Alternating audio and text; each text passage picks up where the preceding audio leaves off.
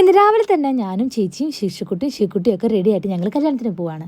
അപ്പോൾ തന്നെയാണ് ഞങ്ങൾ പോണ ബസ്. അപ്പോൾ ബസ്സിൻ്റെ ഉള്ളിൽ കയറിയപ്പോൾ ഞങ്ങളുടെ ഒരു മേമയും കുട്ടിച്ചനും ഒക്കെ ഞങ്ങളുടെ കൂടെ ഉണ്ടായിരുന്നു. പിന്നെ അവരുടെ 2 മക്കളും ഞങ്ങളുടെ ഒപ്പം ഉണ്ടായിരുന്നു കേട്ടോ. അപ്പോൾ ഞാനും ശീർഷക്കുട്ടിയും കൂടിയിട്ടാണ് ഒപ്പിരുന്നത്. ചേച്ചിയും ശീക്കുട്ടിയും തൊട്ടപ്പുറത്തെ സീറ്റിലിരുന്നു കേട്ടോ.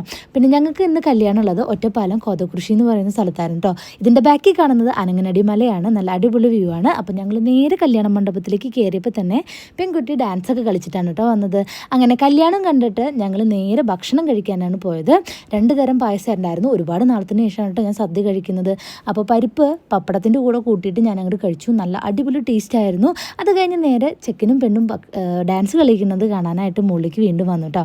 പിന്നെ ഞങ്ങൾ നേരെ റിസപ്ഷനാണ് പോയത്. ഇവിടുന്ന് റിസപ്ഷന് ചെക്കനും പെണ്ണും കുറച്ച് നേരം വൈകിട്ടാണ് വന്നതെങ്കിലും ഞങ്ങൾ അവിടെ ഇരുന്നിട്ട് വർത്താനൊക്കെ പറഞ്ഞിട്ടാണ് പോയത്. അങ്ങനെ ചെക്കനെയും പെണ്ണിനെയും കണ്ടിട്ട് അവിടുന്ന് ഭക്ഷണം കഴിച്ചിട്ട് ഒരുപാട് തരത്തിലുള്ള വെറൈറ്റി കോഫീസിൽ 2 കോഫി ഞാൻ കഴിച്ചു.